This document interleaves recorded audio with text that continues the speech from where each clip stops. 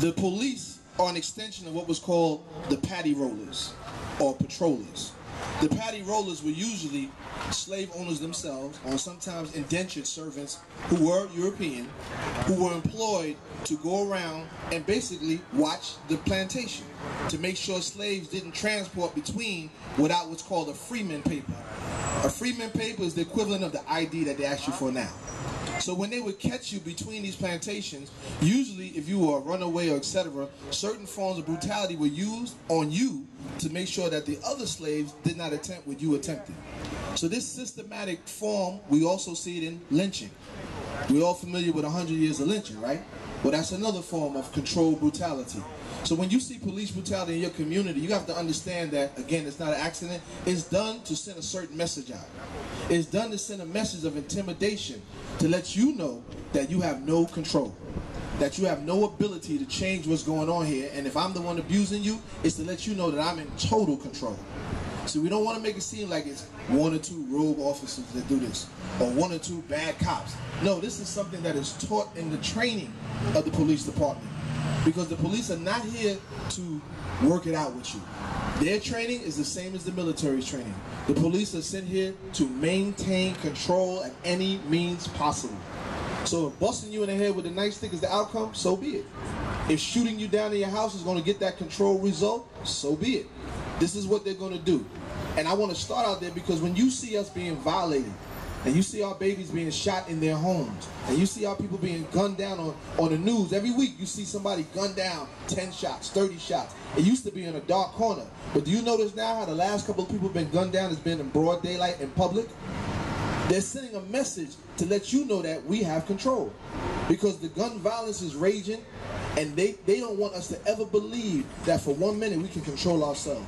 We have to be taught that we are out of control and they are the only ones that can control us. This is what police brutality stems from.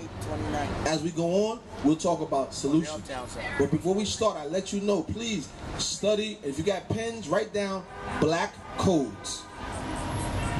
Black codes. And the year is 1865. That was the start of rules that later became the Jim Crow laws. These laws were designed to suppress the movement of recently freed Africans. And you will notice that those laws today are called quality of life laws. No associating on corners more than 4 people. No walking without your freeman papers. No being out at a certain time of night.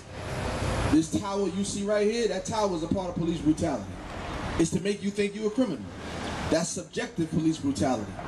The barricades on this block, that's collective punishment. That's also police brutality. These are subtle forms of police brutality. Asking you for an ID to go into a building that you live in. That's police brutality as well. These things are done to create a sense of hopelessness in the oppressed and a sense of total control in the would-be oppressor. So we want to, don't be emotional, let's be scientific about what's going on. Peace. New Jim Crow, book title. The New Jim Crow, Michelle Alexander. And just to carry on, the system of control and the economic impact of Africans in this country are closely tied together. At the end of this Civil War, first they tried not to tell black folks that they were free. That didn't work. So then they came up with the black codes, and then things kind of started working out for black folks, and they said, well, this is just not going to work because there's too many of them. And they started instituting systems of control, which included work camps. So a lot of black folks were rounded up, put into work camps, and that forged our work mentality to keep it as a slavery mentality as opposed to an entrepreneurial mentality when so much of the world was still available where we could own land and do other things. Eventually, the work camps were found to be unconstitutional, overturned, and then they instituted the Jim Crow laws based on the same black codes. And Jim Crow worked for a while, then of course the Civil Rights Movement came, the Nation of Islam came, and folks began to wake up just a bit. And then when that happened, they moved to law and order.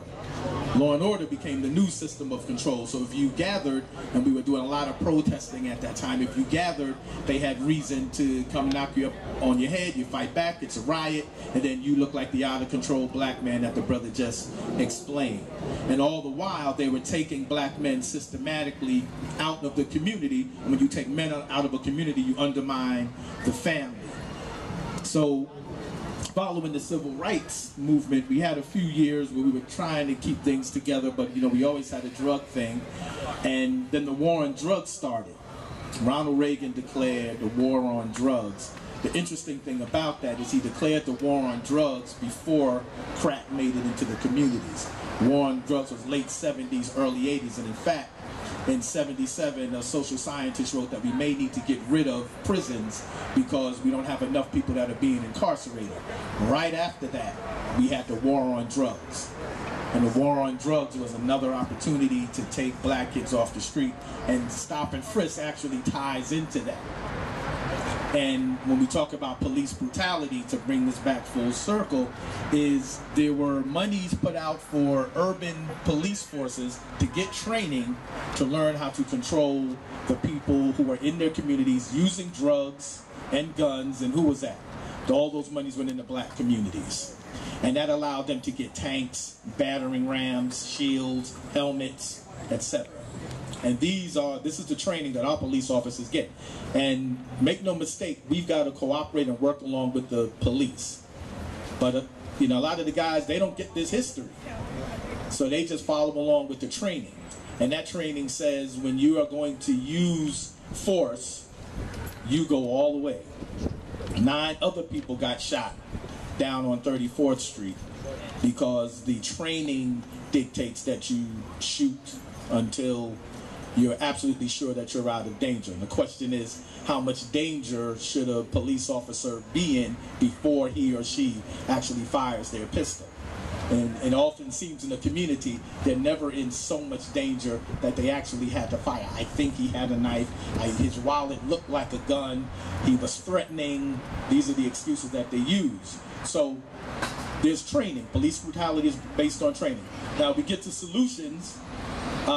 Go to those meetings, go to your precincts, flood your precincts, flood the community meetings that your precinct has so they know that you have a voice and you're not going to stand for it. So that's going to be the beginning of opening up the solutions conversation.